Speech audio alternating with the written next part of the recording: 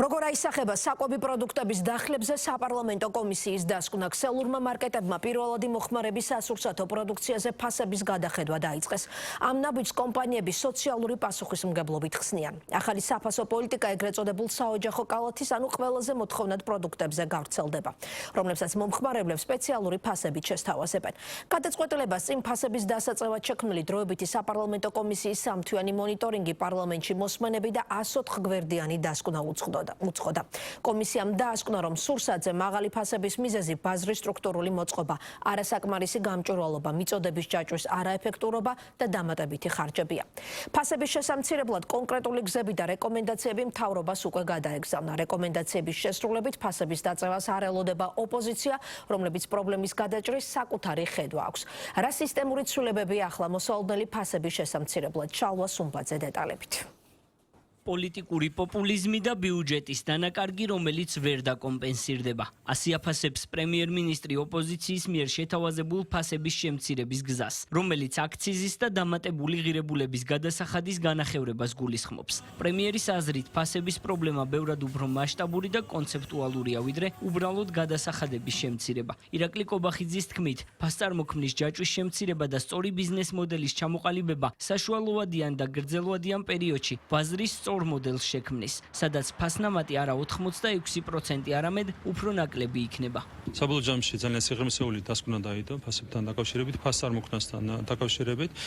გამოვლინდა სტრუქტურული პრობლემები ფასწარმოქმნაში და რა თქმა უნდა ამას სჭირდება კონკრეტული ზომების დაპირისპირება ბიზნესთან თანამშრომლობის საფუძველზე და ეს არის სწორი გზა. ეს არის ერთადერთი სწორი გზა მიმართულებით შესაძლებელია მიწოდების ჯაჭვის დამოკლება, რაც უზრუნველყოფს საბოლოო ჯამში ფასების შემცირებას, რაც შეეხება გადასახადების შემცირებას. აი ეს არის ზუსტად პოპულიზმი, როდესაც აცხადებენ, მაგალითად ინიციატივა იყო, რომ აქციზი განახევდეს და დღეგე განახევდეს სურსათზე, პირველ შემთხვევაში აქციზი განახევდეს საწოვზე, ეს გამოიწვევს ბიუჯეტის შემცირებას 810 მილიონი ლარით. ესეც კი არ დაუანგარიშებიათ. არავის არ გაუკეთებია ეს განცხადება, რომ კი 810 მილიონით შემცირდება ბიუჯეტი, მაგრამ ეს საიდანღაც უნდა დაკომპენსირდეს. 33% არის მარტო სოციალური ხარჯები ამ ბიუჯეტში. სისტემურ ცვლილებებს მიესალმება კერძო სექტორიც. როგორც დისტრიბუტორები, ასევე საცალო ქსელები თანხმდებიან, რომ დოკუმენტი, რომელიც ფასების შემსწავლელმა კომისიამ შეიმუშავა, მნიშვნელოვანი გზამკვლევია ცვლილებებისთვის, რამაც ფასები უნდა შეამციროს.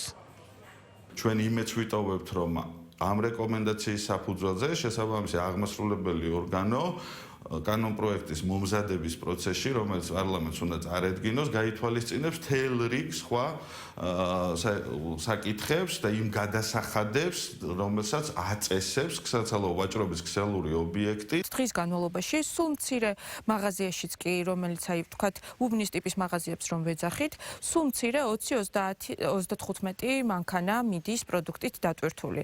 როდესაც ცენტრალიზირებული სასაწყობო მეურნეობა ამოქმედდება, ქსელის შესაძლებლობა ექნება ცენტრალიზირებულად თვითონ თავისთვის მოსახერხებელ დროს მთლიანად მოამარაგოს მისი ქსელები, რაც დაზოგავს 30 ადამიანის, ან შეიძლება ორჯერ მეტის ხელფას, საწვავს.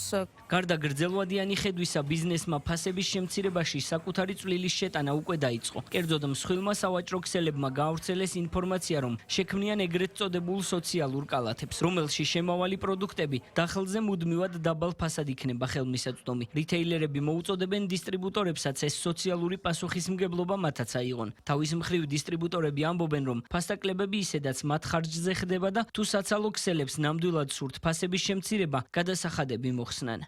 ყველა ინდივიდუალურად მუშაობს თავიანთ სოციალურ პროექტებზე, რომ შესთავაზონ მომხმარებელს ზუსტად ის სოციალური საოჯახო კალათა ყველაზე მისაღებ და ხელმისაწვდომ ფასებად. აუცილებელია ამ პროექტში მონაწილეობა მიიღონ როგორც დისტრიბუტორებმა და მომწოდებლებმა, ისევე ადგილობრივმა მეწარმეებმა. ის დაწესებული გადასახადების შეცვალოს, რაც აქვს დღეს სადისტრიბუციო კომპანიას და ეს იქნება მისი პირველი სოციალური პასუხისმგებლობის ფარგლებში გადადგმული ნაბიჯი, რაც პირდაპირ პროპორციულად ისახება მიწოდების ფასში. ფასების შემსწავლელი კომისიის დასკვნა უკვე დარეგისტრირდა ბიუროზე და მომდევნო კვირაში პლენარულ სხდომას წარედგინება. საკანონმდებლო ორგანოში შემდეგ ნაბიჯებზე სავარაუდოდ სწორედ ამის შემდეგ იმსჯელებენ. ოპოზიციას ფასების შემცირების მოლოდინი არ აქვს. უმრავლესობა კი ამტკიცებს, რომ ბიზნესთან სწორი კომუნიკაციის პირობებში მიზანი მიღწევადია. მსგავს კომისიას, რომელსაც 3 თვის განმავლობაში ქართულ ამორჩეულს აყურებინებდნენ და კობახიძეს სრულ დაპირება გააცემინეს, რომ თუ ფასებს შეამცირებდა,